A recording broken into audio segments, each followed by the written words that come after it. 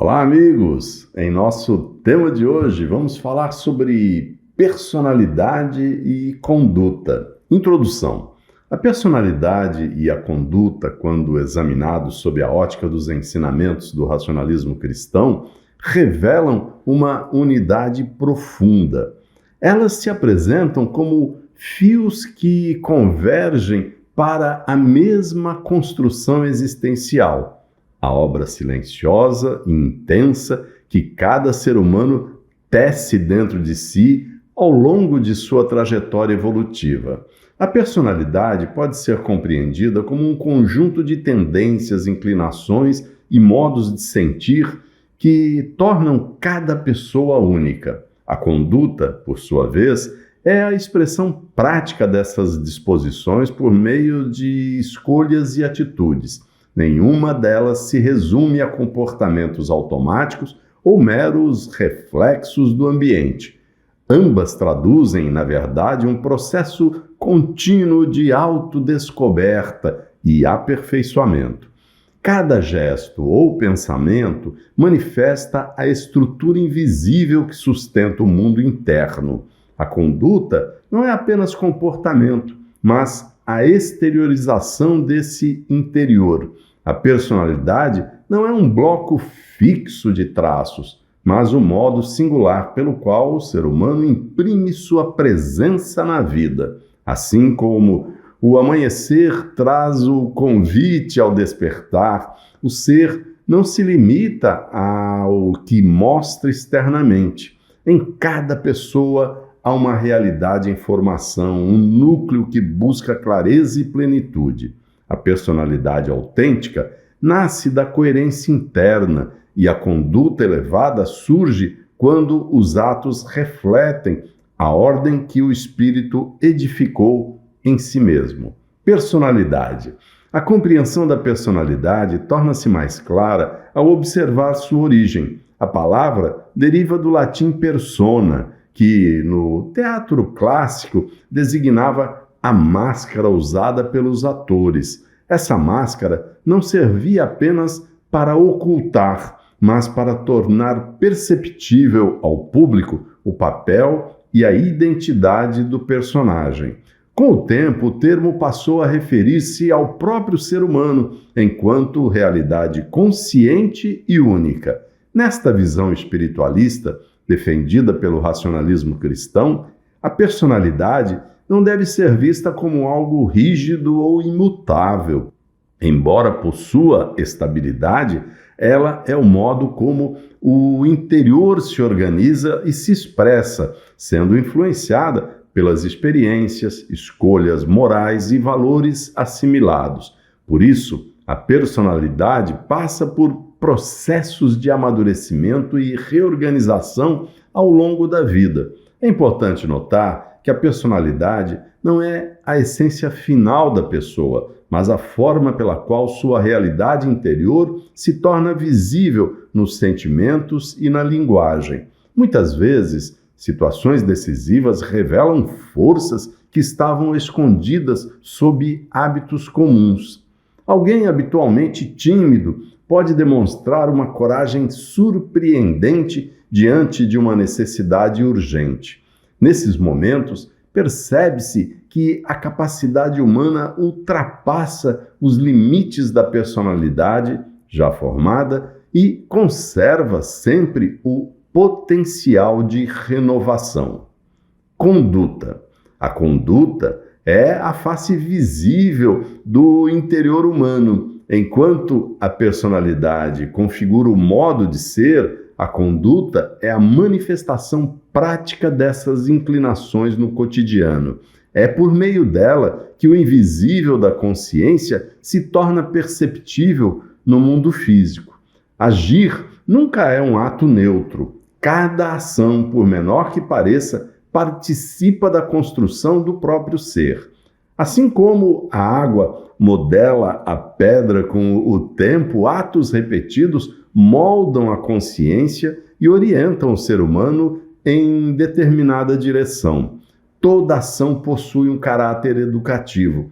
Agir é sempre semear algo dentro de si. Alguém acostumado à impaciência, que decide silenciar e ouvir antes de reagir, realiza mais do que um simples autocontrole. Esse ato, embora discreto, representa um marco de amadurecimento, pois mostra a consciência intervindo sobre os impulsos para orientar a vida por valores mais altos. A conduta, portanto, é a expressão dinâmica do processo pelo qual o ser humano constrói a si mesmo. O espírito. Por trás das variações da personalidade e das oscilações da conduta, encontra-se o espírito, o núcleo essencial do ser humano. Enquanto a personalidade se modifica com o tempo e a conduta oscila conforme as circunstâncias, o espírito conserva em si as conquistas e aprendizados acumulados em sua jornada. O espírito pode ser comparado a um rio subterrâneo, invisível aos olhos, mas cuja presença molda a paisagem da vida. Muitas vezes, conflitos emocionais ou falhas de conduta obscurecem essa realidade, mas ela continua a atuar, impulsionando a pessoa em direção ao equilíbrio e à unidade. O espírito não se identifica com emoções passageiras. Ele é a dimensão onde permanecem latentes as possibilidades de crescimento e elevação moral. Mesmo quando a personalidade parece desordenada, subsiste no espírito a vontade de aprimoramento, que o impele a superar limitações e buscar o que há de mais elevado. As experiências e a ética espiritual. As experiências da vida, alegrias, perdas e conquistas, são fundamentais para o amadurecimento. Elas não são eventos isolados, mas elementos que participam da lapidação da consciência.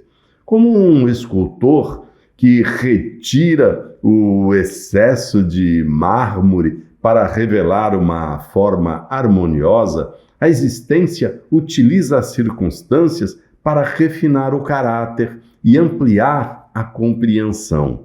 Nesse contexto, a ética espiritual vai além de seguir normas. Ela envolve um trabalho contínuo de organização interna. Esse processo manifesta-se no cuidado com os pensamentos, na disciplina das emoções e na escolha consciente das influências externas.